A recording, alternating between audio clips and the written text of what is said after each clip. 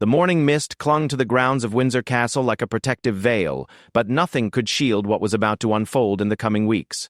Margaret Thornfield had served as a senior royal protection officer for nearly 2 decades, her sharp eyes trained to notice every detail, every potential threat, every anomaly in the carefully orchestrated world of the British royal family. What she discovered on that crisp October morning would shake the very foundations of royal protocol and family loyalty. Margaret's day began like countless others before it. She arrived at her post before dawn, checking security protocols and reviewing the day's scheduled events. The Queen Consort Camilla was hosting a private tea gathering for select family members, including her beloved granddaughter, 18-year-old Sophia Parker Bowles. It was meant to be an intimate affair, away from the prying eyes of the press and the formal constraints of official royal duties. As Margaret conducted her routine security sweep of the blue drawing room, she noticed the way the autumn sunlight filtered through the tall windows, casting long shadows across the Persian carpets. Everything appeared normal until the family members began to arrive. Camilla entered first, her warm smile brightening the room as she greeted the household staff. She wore an elegant navy dress with pearls, every inch the dignified queen consort she had grown into over the years. When Sophia arrived 20 minutes later, Margaret's trained eye immediately catalogued the young woman's appearance. Tall and graceful like her grandmother, Sophia carried herself with a natural confidence that spoke of her aristocratic upbringing. Her blonde hair was swept back in a simple but sophisticated style, and she wore a cream-colored sweater with dark trousers. But it was what adorned her left hand that caused Margaret's breath to catch in her throat. The ring was unmistakable. Even from her position near the doorway, Margaret could see the distinctive sapphire surrounded by diamonds, the particular way it caught and reflected the light. She had seen that exact ring countless times before, had even stood guard while it was being cleaned and maintained by the royal jewelers. It was Princess Charlotte's ring, a piece that had been specially commissioned for the young princess on her 16th birthday, featuring a rare Ceylon sapphire that had been in the royal collection for generations. Margaret felt her pulse quicken as she watched Sophia gesture animatedly while speaking to her grandmother, the ring catching the light with each movement. There had to be some explanation. Perhaps it was a replica, or maybe she was mistaken about its identity. After all, many pieces of jewelry could look similar, especially valuable sapphires surrounded by diamonds. But Margaret's experience had taught her to trust her instincts, and every fiber of her being was telling her that this was indeed Charlotte's ring. The tea proceeded normally on the surface. Camilla and Sophia chatted about university plans, upcoming social events, and family matters. They shared delicate sandwiches and scones with clotted cream, their conversation punctuated by gentle laughter. To any casual observer, it was simply a loving grandmother spending quality time with her granddaughter. But Margaret found herself unable to focus on anything except that ring. As the afternoon wore on, Margaret's mind raced through possible explanations. Could Princess Charlotte have given the ring to Sophia as a gesture of friendship? The two young women were close in age and had been photographed together at various family gatherings. Perhaps it was a loan for a special occasion. Or maybe there had been some sort of exchange of jewelry between the cousins. But Margaret knew royal protocol intimately, and such transfers of significant jewelry pieces, especially those with historical value, required proper documentation and approval. When the tea gathering concluded and Sophia prepared to leave, Margaret made a decision that would prove to be pivotal. Instead of letting the matter slide or mentioning it to a colleague, she chose to follow protocol and report her observation directly to her superior. This wasn't merely about a missing piece of jewelry. It was about maintaining the integrity of royal property and ensuring that proper procedures were being followed. That evening, as Margaret completed her shift report, she carefully documented what she had witnessed. She described the ring in detail, noting the specific characteristics that had allowed her to identify it so confidently. The Ceylon sapphire's unique color and clarity, the particular setting of the surrounding diamonds, even the way the band caught the light. All of these details were meticulously recorded. She also noted the casual manner in which Sophia had worn the piece, suggesting this wasn't the first time she had possessed it. The report made its way up the chain of command, reaching the desk of Sir Edmund Hartwell, the deputy master of the household, by the following morning. Sir Edmund was a man who had dedicated his entire career to serving the royal family, and he understood better than most how even small irregularities could potentially escalate into significant problems if not addressed properly. He immediately initiated a quiet inquiry to determine whether Princess Charlotte's ring had been officially transferred or was simply missing from the royal collection. What Sir Edmund discovered sent ripples of concern through the normally composed royal household management. According to the jewelry inventory maintained by the Crown Jeweler, Princess Charlotte's sapphire ring was supposed to be in the secure vault at Buckingham Palace. There was no record of it being signed out, no documentation of any temporary transfer, and certainly no authorization for it to be given to anyone outside the immediate line of succession. The implications were staggering. If Margaret's identification was correct, it meant that a valuable piece of royal jewelry had somehow made its way into unauthorized possession. The ring itself was worth a considerable sum, but more importantly, it represented a breach of the strict protocols that governed royal property. Every piece of jewelry in the royal collection was carefully tracked, catalogued, and secured. The fact that this ring had apparently gone missing without anyone noticing raised serious questions about security procedures. Sir Edmund found himself in a delicate position. He couldn't simply accuse the Queen Consort's granddaughter of improper possession without concrete evidence, but he also couldn't ignore a credible report from a trusted security officer. The royal family's reputation had weathered many storms over the years, but scandals involving missing jewelry or allegations of theft could be particularly damaging. The press had a voracious appetite for stories that suggested corruption or impropriety within royal circles. Meanwhile, Margaret continued her duties, but she found herself increasingly troubled by what she had witnessed. She had served the royal family faithfully for years, developing a deep respect for the institution and the individuals within it. The possibility that someone might be taking advantage of their position or access to royal property went against everything she believed in. She began to pay closer attention to the jewelry worn by various family members during official and unofficial gatherings. 3 days after her initial observation, Margaret had an opportunity to see Princess Charlotte at a small family dinner. The princess was celebrating her recent exam results with her parents and close family members. Margaret positioned herself where she could observe Charlotte's hands throughout the evening, hoping to either confirm or dispel her growing suspicions. What she saw only deepened her concerns. Princess Charlotte was not wearing her sapphire ring. In fact, when Margaret discreetly reviewed photographs from recent public appearances, she realized that she hadn't seen Charlotte wearing the ring for several weeks. This was unusual, as the princess had been photographed wearing it regularly since her 16th birthday. It had become something of a signature piece for her, often appearing in official portraits and at important family events. The puzzle pieces were beginning to form a troubling picture. Margaret's report had been accurate. Sophia was indeed wearing Charlotte's ring. But how had it come into her possession?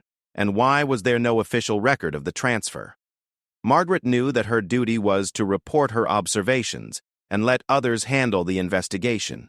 But she couldn't shake the feeling that she was witnessing something significant unfold. As the days passed, whispers began to circulate among the household staff. Not everyone had access to the security reports, but in the closed world of royal service, information had a way of spreading through informal channels.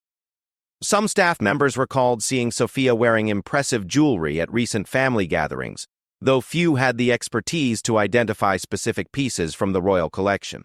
The situation was further complicated by the genuine affection that existed between Camilla and her granddaughter. Sophia had always been welcome in royal residences, and her presence was never questioned by security personnel. She had grown up attending family gatherings, holiday celebrations, and informal dinners. In many ways, she was treated as part of the extended royal family, which made the current situation all the more delicate. Margaret found herself caught between her professional obligations and her personal feelings about the family she had sworn to protect. She had watched Princess Charlotte grow from a young child into a poised teenager, had seen the joy on her face when she received the sapphire ring on her birthday. The thought that Charlotte might be unaware that her precious gift was now being worn by someone else troubled Margaret deeply. The investigation that Sir Edmund had quietly initiated was yielding disturbing results. The jewelry vault logs showed no record of the ring being removed, but a careful physical inventory revealed that the piece was indeed missing from its designated location. This meant that either the logging system had failed or someone with access to the vault had removed the ring without following proper procedures. The security implications were serious. Access to the royal jewelry collection was strictly limited to a handful of trusted individuals, each of whom was required to sign detailed logs whenever they handled any piece. The fact that a valuable ring had disappeared without any record of its removal suggested either a significant security breach or deliberate circumvention of established protocols.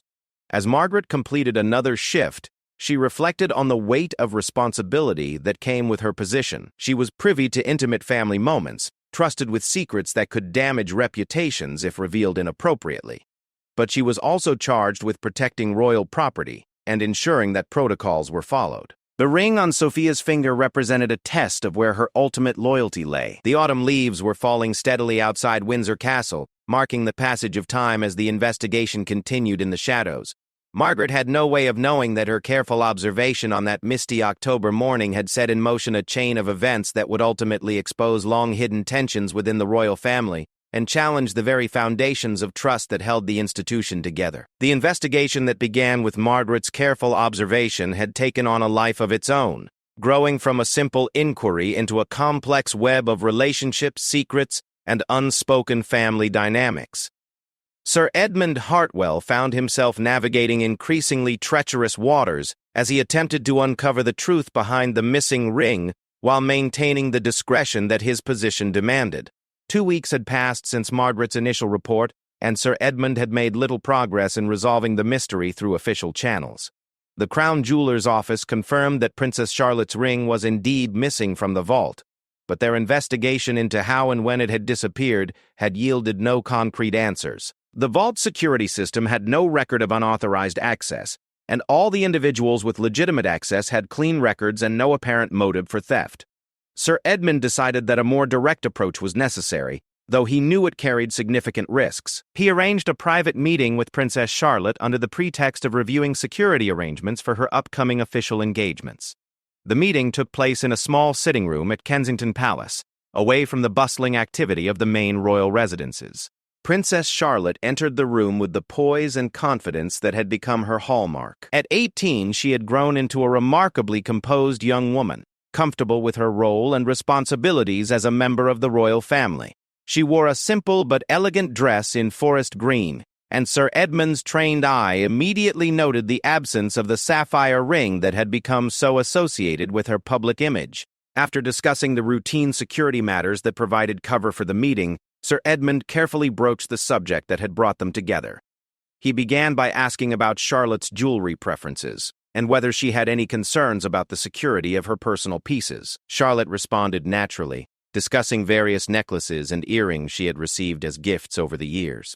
When Sir Edmund specifically mentioned the sapphire ring that had been commissioned for her 16th birthday, Charlotte's demeanor shifted subtly. The change was almost imperceptible, but Sir Edmund's years of experience in reading people's reactions told him that he had touched on something significant.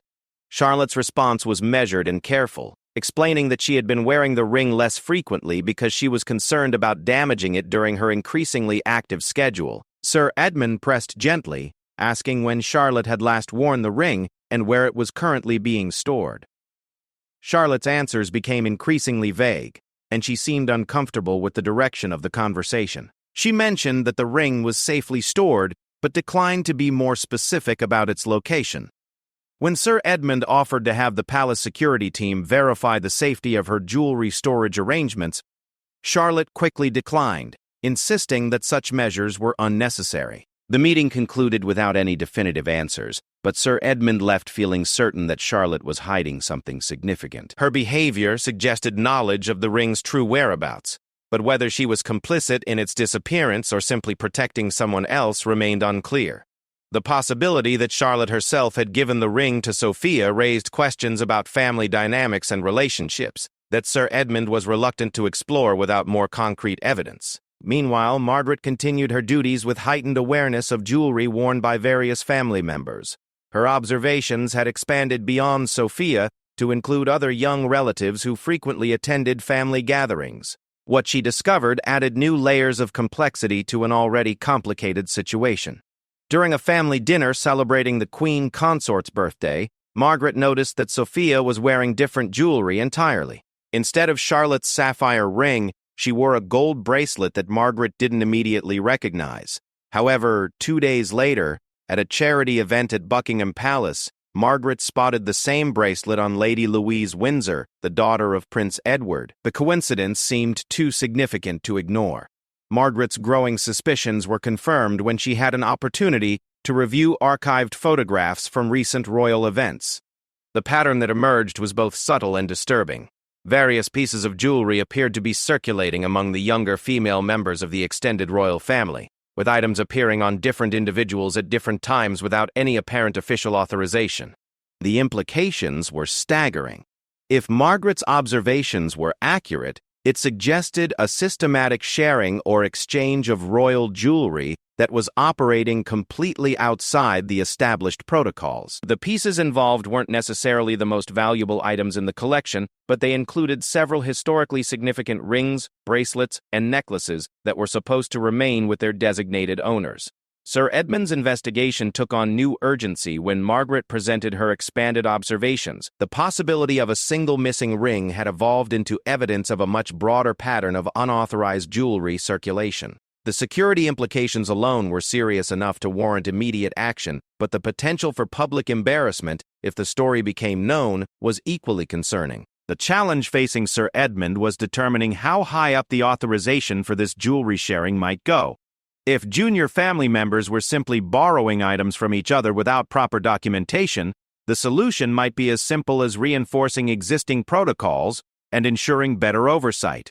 However, if senior family members were aware of or even encouraging this practice, the situation would require much more delicate handling. Sir Edmund's suspicions increasingly focused on Queen Consort Camilla herself. As the most senior family member with close relationships to many of the young women involved, she would have both the authority and the opportunity to facilitate jewelry sharing.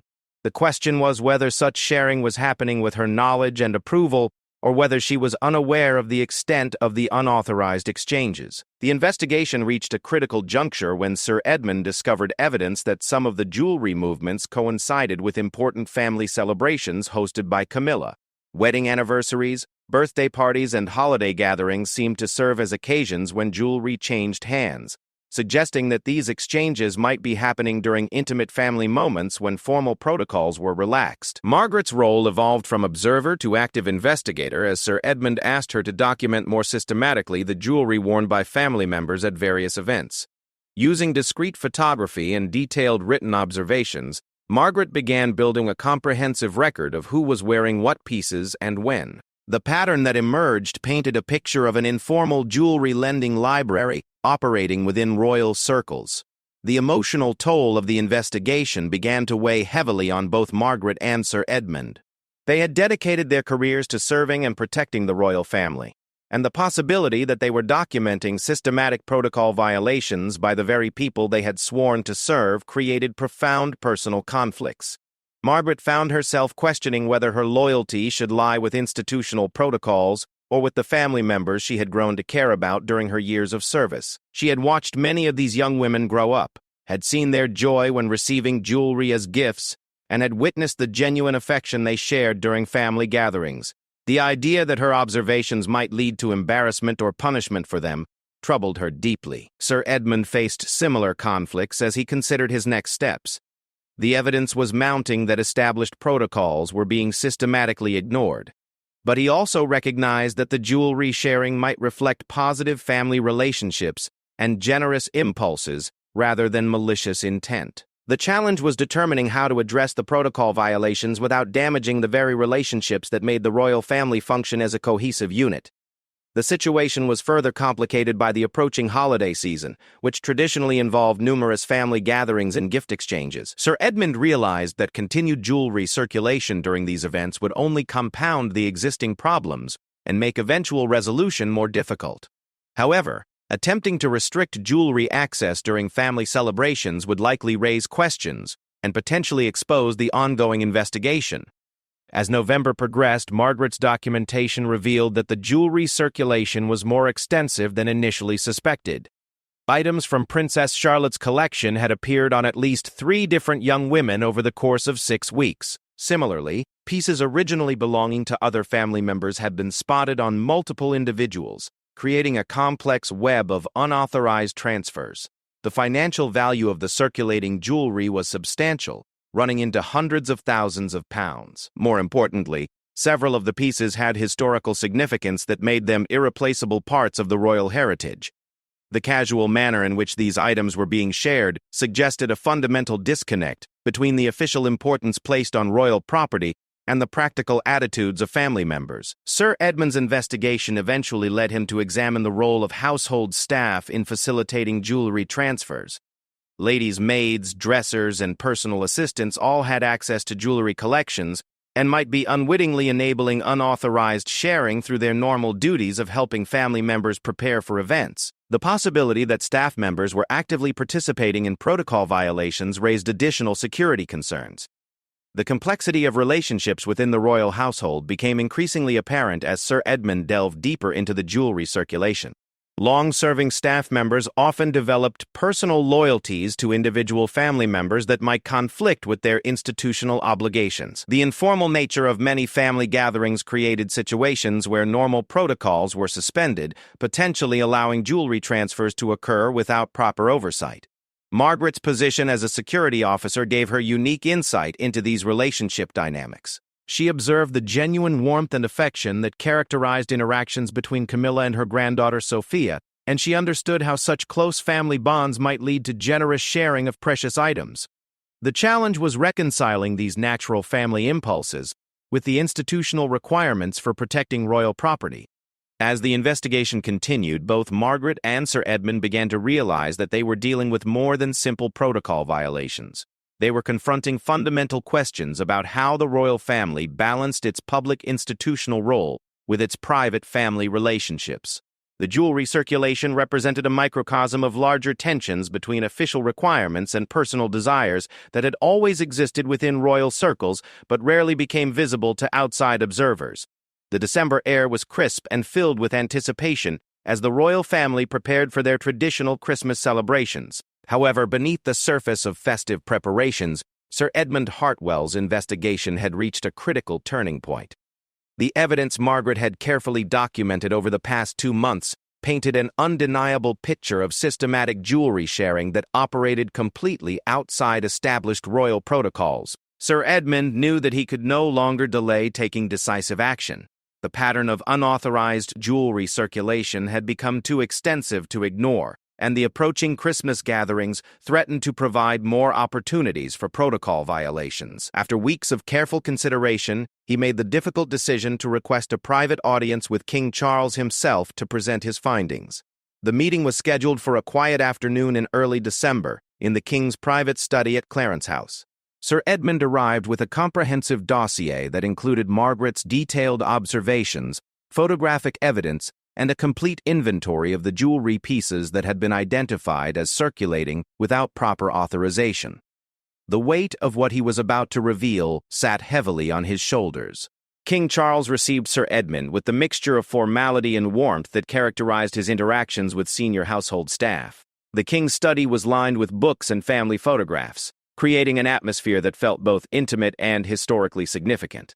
Sir Edmund understood that the conversation they were about to have could potentially reshape family relationships and institutional protocols in ways that neither of them could fully predict. Sir Edmund began his presentation carefully, outlining the initial observation that had triggered the investigation and the subsequent discoveries that had emerged. He emphasized Margaret's professionalism and the thoroughness of her documentation, making it clear that the evidence was both credible and comprehensive.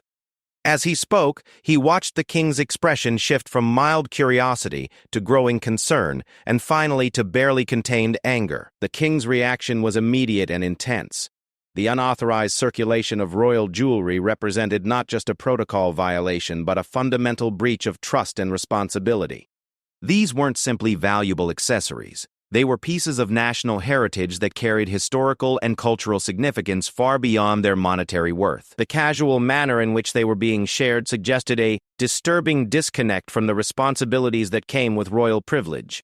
What particularly troubled the king was the apparent involvement of his wife, Queen Consort Camilla, in facilitating or at least tolerating the jewelry circulation. The evidence suggested that many of the transfers had occurred during family gatherings that Camilla had hosted, and her granddaughter Sophia appeared to be at the center of much of the unauthorized sharing. The personal nature of these relationships made the situation exponentially more delicate to address. Sir Edmund presented the king with several options for addressing the situation, ranging from quiet internal corrections to formal investigations that might involve external authorities. Each approach carried significant risks and potential consequences, both for individual family members and for the institution as a whole. The challenge was finding a solution that would stop the unauthorized jewelry circulation while minimizing damage to family relationships and public reputation. The king's immediate concern was ensuring that no additional jewelry pieces went missing during the upcoming Christmas celebrations. He authorized Sir Edmund to implement enhanced security measures for all royal jewelry collections, including additional oversight of access and mandatory documentation of any jewelry requests. These measures would be put in place discreetly to avoid raising questions about their necessity. However, the king also recognized that security measures alone would not address the underlying issues that had allowed the jewelry circulation to develop and persist. The situation reflected broader questions about family relationships, privilege, and responsibility that required more thoughtful consideration than simple rule enforcement could provide. Meanwhile, Margaret found herself increasingly isolated by her knowledge of the investigation and its implications. She continued her regular duties, but the weight of what she had discovered and the potential consequences for people she had grown to care about created significant emotional strain. She began to question whether her initial decision to report her observations had been the right choice. Margaret's isolation deepened when she realized that other staff members had begun to notice the enhanced security measures surrounding jewelry access. While the full details of the investigation remained confidential, the increased scrutiny of jewelry handling had created an atmosphere of suspicion and uncertainty among household staff who previously had enjoyed considerable trust and autonomy in their duties. The situation reached a breaking point when Margaret accidentally encountered Princess Charlotte in a corridor at Windsor Castle 3 days before Christmas. Charlotte's demeanor was markedly different from their previous interactions. She seemed withdrawn and troubled in a way that suggested she was aware that something significant was happening. When Charlotte made a comment about missing some of her jewelry pieces and wondering where they might be, Margaret realized that the investigation was beginning to have real impact on its subjects. Margaret's personal conflict intensified when she observed Charlotte searching through her jewelry box with obvious distress during a family gathering. The sight of the young princess looking for items that Margaret knew were in unauthorized possession created a profound moral crisis. Margaret had always prided herself on protecting the royal family, but now she wondered whether her actions were causing harm to the very people she had sworn to serve. The investigation took on new urgency when Sir Edmund discovered that some of the missing jewelry pieces were scheduled to be worn during upcoming official royal engagements.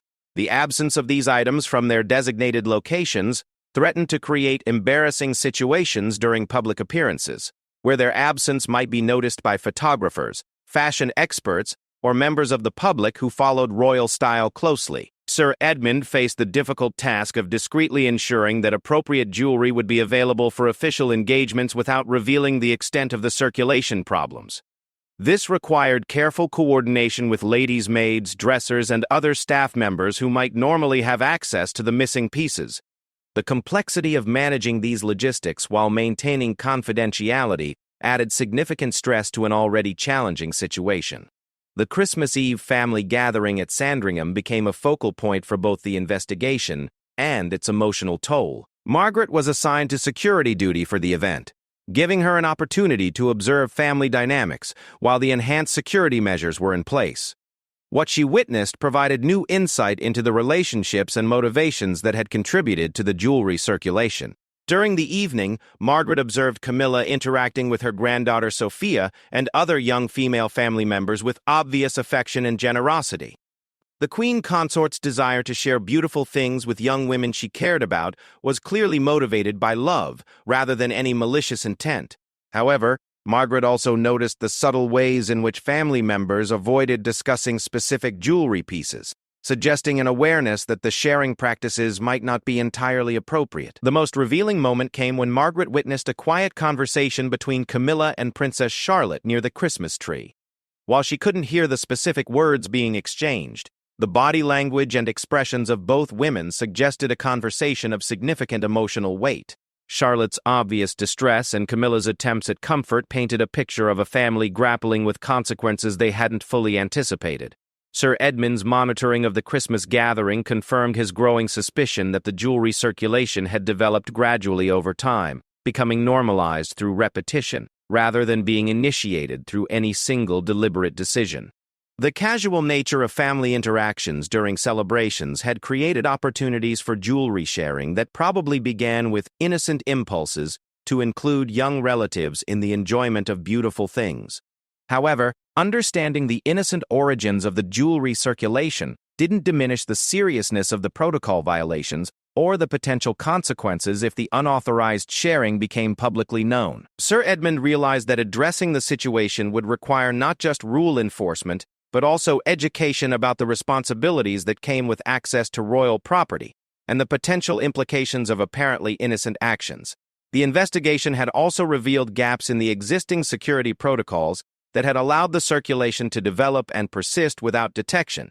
These gaps reflected assumptions about family members' behavior that were clearly no longer valid, suggesting a need for more comprehensive oversight that balanced family relationships with institutional requirements. As Christmas Day approached, both Margaret and Sir Edmund found themselves hoping that the holiday celebrations would proceed without incident, while knowing that they were sitting on information that could potentially disrupt family relationships and create significant embarrassment for the royal institution. The tension between their professional obligations and personal feelings about the family members involved had reached levels that neither had experienced during their long careers in royal service.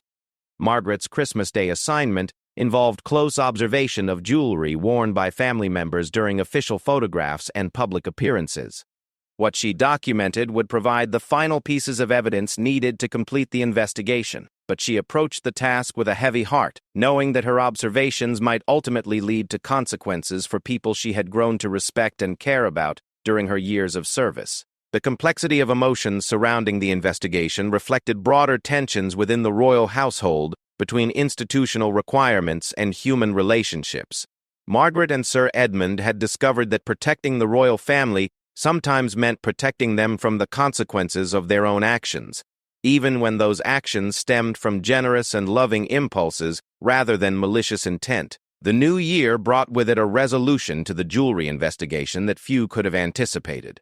King Charles had spent the weeks following Christmas in deep contemplation about how to address the unauthorized circulation of royal jewelry while preserving family relationships and institutional integrity. The solution he ultimately chose reflected both his personal values and his understanding of the complex dynamics that had created the situation. On January 15th, a private family meeting was convened at Balmoral Castle, away from the public eye and media attention. The attendees included King Charles, Queen Consort Camilla, Princess Charlotte Sophia Parker Bowles, and several other young family members who had been identified as participants in the jewelry sharing. Sir Edmund Hartwell was present as an institutional representative while Margaret Thornfield observed from her security position, witnessing the culmination of the investigation she had initiated. King Charles began the meeting with a careful explanation of how the jewelry circulation had come to light, emphasizing that the investigation had been conducted with discretion and respect for all involved parties. He made it clear that he understood the loving motivations behind the jewelry sharing, while also explaining why such practices created serious problems from both security and protocol perspectives. The king's approach was more educational than punitive. He took time to explain the historical significance of many of the jewelry pieces that had been circulating, helping family members understand why these items required special protection and formal handling. Many of the young women present had grown up with casual access to beautiful jewelry and hadn't fully grasped the difference between personal accessories and pieces of national heritage. Camilla's response to the revelations demonstrated both her understanding of the seriousness of the situation and her continued protective instincts toward her granddaughter and other young family members. She acknowledged that her desire to share beautiful things with young women she loved had led to insufficient attention to proper protocols. Her acceptance of responsibility helped set a tone of constructive problem-solving rather than blame assignment. Princess Charlotte's reaction was particularly poignant. The young princess had been struggling with the disappearance of her jewelry pieces for weeks, not fully understanding what had happened but sensing that something was wrong. Learning that items she treasured had been circulating among family members without her knowledge created complex emotions of betrayal and confusion, but also relief at finally understanding the situation. Sophia Parker Bowles found herself at the center of attention in ways that made her deeply uncomfortable. While she had participated in the jewelry sharing with innocent enthusiasm, she now understood that her actions had created serious problems for people she cared about. Her genuine remorse and willingness to take responsibility demonstrated the maturity that had characterized her upbringing, even as she struggled with the implications of her actions. The resolution that emerged from this family meeting was both practical and symbolic. All circulated jewelry pieces would be immediately returned to their designated owners, with formal documentation of their restoration to proper custody. Enhanced security protocols would be implemented for all royal jewelry, but these measures would be accompanied by education programs to help family members understand the reasoning behind various requirements. More significantly, King Charles announced the creation of a new family jewelry trust that would provide young female family members with access to appropriate pieces for special occasions while maintaining proper oversight and documentation. This innovation addressed the generous impulses that had motivated the original jewelry sharing while ensuring that all transfers occurred within established protocols. Margaret Thornfield's role in exposing the jewelry circulation was acknowledged privately, with both appreciation for her professionalism and recognition of the difficult position her discoveries had created. The king made it clear that her actions reflected the highest standards of royal service, even though the consequences had been emotionally challenging for everyone involved. The Family Jewelry Trust represented a creative solution that honored both institutional requirements and family relationships.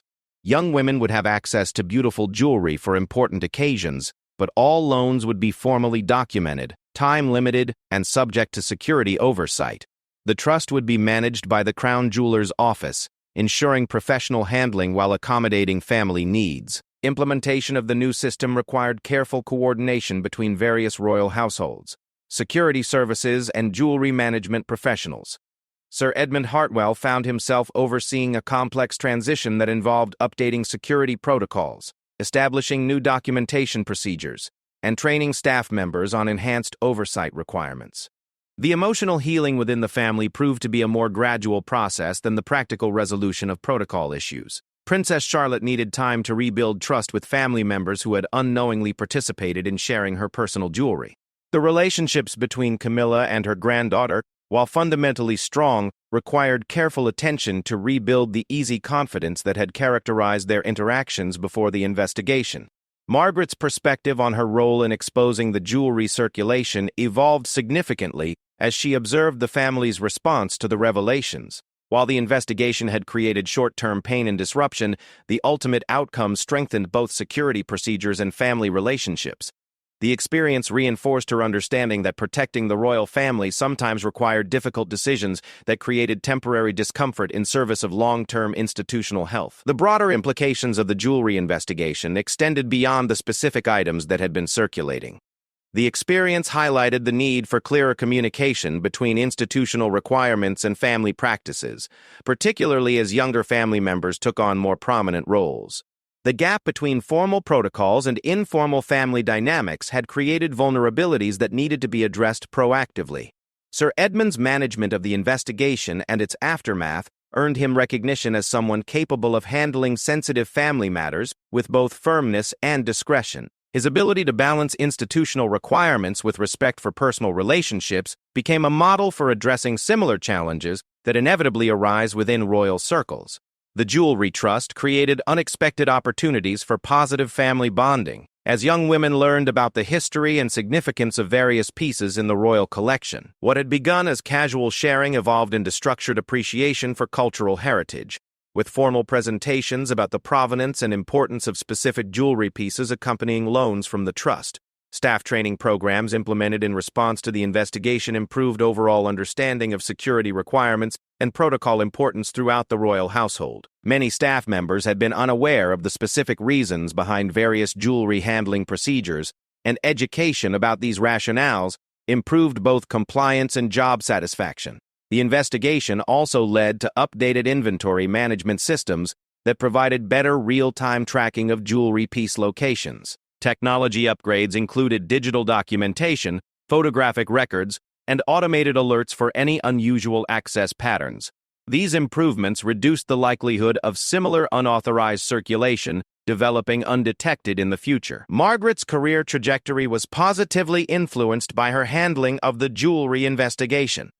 Her careful observation skills, professional reporting, and discreet management of sensitive information demonstrated qualities that led to advancement opportunities within royal security services. The experience also deepened her appreciation for the complex balance between institutional loyalty and personal relationships that characterized royal service. The resolution of the jewelry circulation investigation became a case study in effective crisis management within royal circles. The combination of thorough investigation, respectful communication, creative problem-solving, and institutional learning created a template for addressing similar challenges in ways that strengthened rather than weakened family relationships and institutional integrity. Looking back on the investigation months later, both Margaret and Sir Edmund recognized that what had begun as a simple observation about a misplaced ring had revealed important truths about family dynamics, institutional vulnerabilities, and the ongoing evolution of royal practices. A professional handling of a sensitive situation had contributed to positive changes that would benefit the royal family for years to come. The Jewelry Trust, established in response to the investigation, became a successful innovation that other royal families around the world studied and adapted for their own use. The balance between family generosity and institutional responsibility that it represented offered a model for addressing similar tensions between personal relationships and protocol requirements. The young women who had participated in the unauthorized jewelry sharing emerged from the experience with deeper understanding of their roles and responsibilities as members of the royal family. The education they received about jewelry's significance and security requirements prepared them better for their future roles and helped prevent similar incidents from occurring. The investigation ultimately demonstrated that even within the most traditional and protocol-bound institutions, innovation and adaptation were possible when approached with wisdom, respect, and commitment to both institutional integrity and human relationships.